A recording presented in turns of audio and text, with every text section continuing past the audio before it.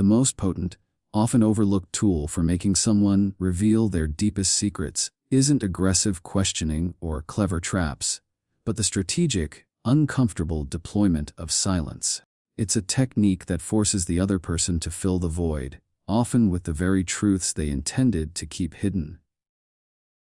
This isn't about being rude or standoffish. It's about understanding a core human psychological vulnerability that drives us to speak when confronted with nothing but an empty space. We are, by nature, social creatures. We crave connection, and part of that connection is the ebb and flow of conversation. When that flow is abruptly halted, when a spoken exchange dies in the air and is met with nothing but an expectant stillness, our brains register it as an anomaly, a breach in the social contract.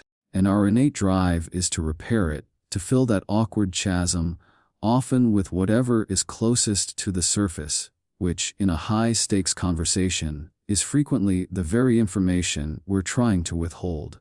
Think about it. How often have you found yourself rambling, just to avoid an uncomfortable quiet? We're so programmed to avoid silence that we'll often overshare, confess, or elaborate far beyond what's necessary, just to bring the conversation back to a comfortable hum. This isn't a sign of weakness, it's a deeply ingrained social reflex. And when you learn to wield it, when you master the art of the intentional pause, you gain an extraordinary power in communication. But this isn't just about waiting for someone to talk. Oh no, that's amateur hour. The silence method is far more nuanced. It begins with active listening, but not the kind where you're just waiting for your turn to speak. It's listening with genuine curiosity, with your full attention, absorbing not just the words but the hesitation, the tone, the unspoken. You're searching for the cracks, the subtle dodges, the points where their narrative feels just a little too smooth, or conversely, a little too strained. Consider Maria, a seasoned HR director. A new employee, Tom, has been late several times. When Maria calls him in, Tom launches into a detailed explanation about traffic, a flat tire, a sick cat. It's all perfectly plausible, but somehow it feels rehearsed. Instead of interjecting with company policy or expressing doubt, Maria simply nods slowly, maintains eye contact, and then, when Tom finishes his elaborate tale, she says nothing. Just a silent, steady gaze. The silence stretches. Tom shifts in his seat. He clears his throat. He looks at his hands, then back at Maria. He feels the weight of that quiet expectation. What happens next? He can't just sit there. He's compelled to speak, to fill the void. This is where the magic begins. He might add a small, seemingly insignificant detail, or a qualifier, that suddenly changes the whole story. This isn't about tricking people. It's about creating a space where the truth, given enough room, can emerge. Our minds are constantly trying to reconcile inconsistencies, both internally and externally. When someone presents a story that isn't quite right, and you don't immediately challenge it, but rather meet it with an unwavering, open silence, their own internal inconsistency starts to chafe. They want to resolve it, to make it coherent, and often, that resolution involves revealing the omitted pieces. The key is to differentiate between an empty silence and a pregnant pause. An empty silence is when you're mentally disengaged, waiting for the other person to finish so you can jump in. A pregnant pause, however, is full of intention. It's a controlled, deliberate void that you create, not out of discomfort but out of a confidence that the other person will feel an irresistible urge to fill it. It's a subtle dance of power, where you cede the floor not as a retreat, but as an invitation to deeper disclosure. How do you develop this skill? It starts with resisting the urge to rescue. When someone stops speaking, especially after making a vague or incomplete statement, your natural instinct is to jump in with a clarifying question. What do you mean? Can you explain that? Are you saying? Resist that urge. Instead, practice letting the silence linger. Count to 3, then to 5, then to 10 in your head. It will feel excruciatingly long at first, both for you and for them. But that discomfort is precisely what does the work. Imagine a negotiation. One party makes an offer. The natural response is to counter, to argue, to rationalize. But what if you simply receive the offer, meet their gaze, and say nothing? Absolutely nothing. No, I see.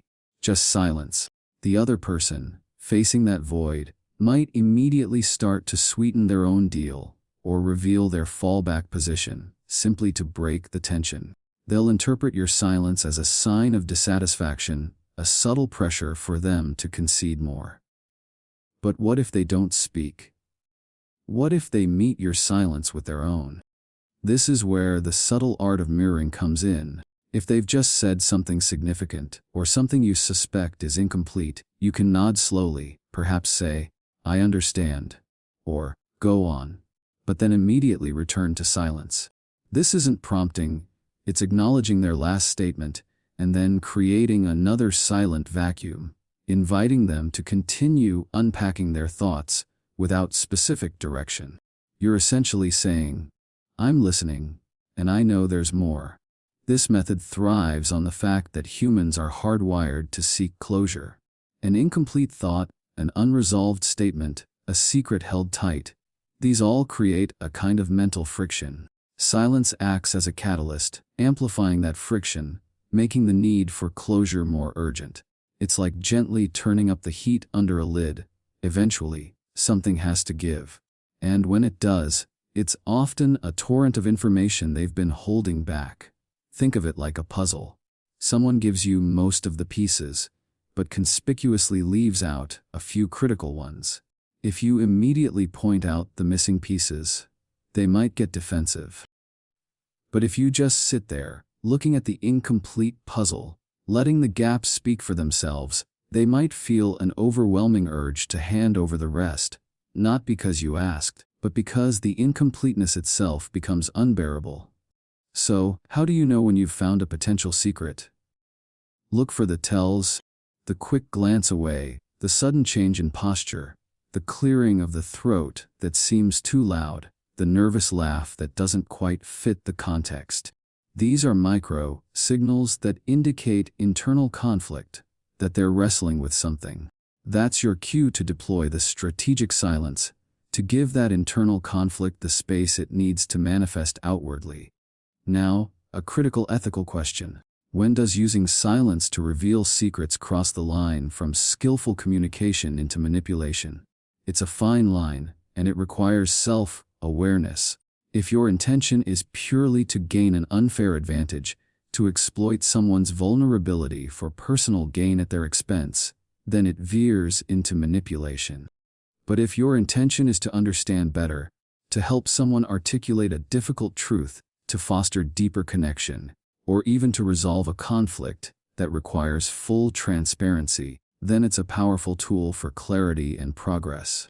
The silence method is not about tricking someone into saying something they don't want to say, but rather creating an environment where they feel comfortable, or perhaps compelled, to reveal what they have need to say.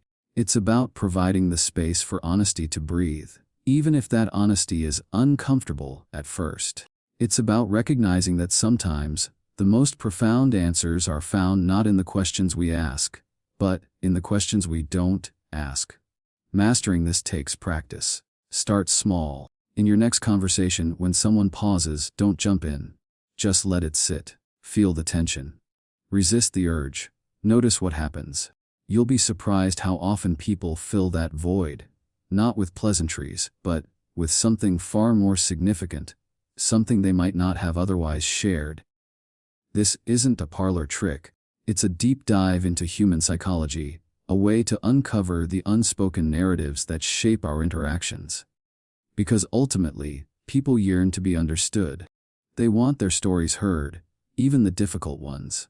And sometimes, the only way to truly hear those stories, to peel back the layers of polite evasion and self-protection, is to offer them not more words, but a profound, inviting silence.